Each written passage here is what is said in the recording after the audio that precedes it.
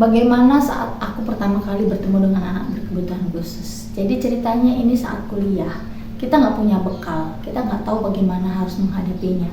Tapi satu yang waktu itu dosenku sampaikan, observasilah anak tersebut terlebih dahulu. Nah, itu yang kupegang sampai aku mengajar anak-anak berkebutuhan khusus. Saat kita pertama kali bertemu, mereka kan mempunyai tembok ya, seolah-olah membatasi orang luar untuk masuk ke dunianya, atau mereka tidak mau peduli atau tidak tertarik kepada orang atau lingkungan yang ada di sekitarnya. Maka yang perlu kita lakukan adalah kita observasi, kita pelan-pelan mendekati dengan mencari tahu apa yang menjadi ketertarikan baginya. Nah, makanya ketika kita baru pertama kali berkenalan tuh kita nggak langsung belajar biasanya. Kita ajak bermain dulu, kita temani dia bermain sendirian. Nanti lama-lama kita mulai coba dekatin dengan benda yang dia suka.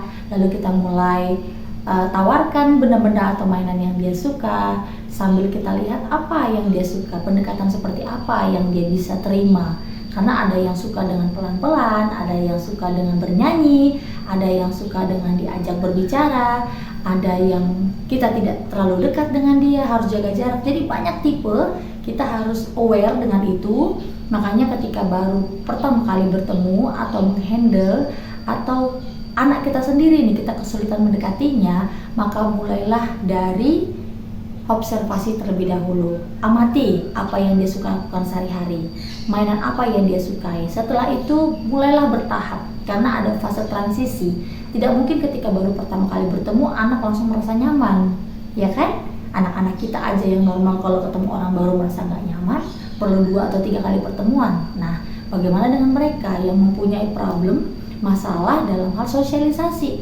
Jadi ada kecanggungan dan tidak mudah untuk merasa nyaman di tempat lain yang tidak biasa dia rasakan atau dia lakukan. Makanya ketika dia harus di tempat baru, bertemu orang baru, atau suasana yang baru, itu akan menjadi struggle yang paling berat buat mereka.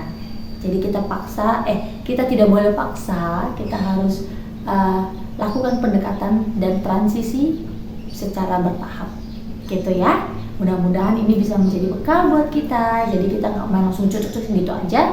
Ketika kita bawa anak kita terapi pun, kita bisa sampaikan kepada terapisnya untuk dia belajar sosialisasi dulu untuk awal-awal, buat dia nyaman dulu ya, mister gitu. Jadi kita kerjasama supaya anak nyaman dulu kuncinya.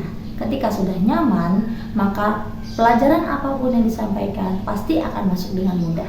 Tapi kalau dengan paksaan, kita misalnya bawa dia ke satu tempat terapi, lalu anak tersebut tidak nyaman dan menangis meronta-ronta, terus dipaksa lagi untuk belajar, sepertinya itu kurang efektif.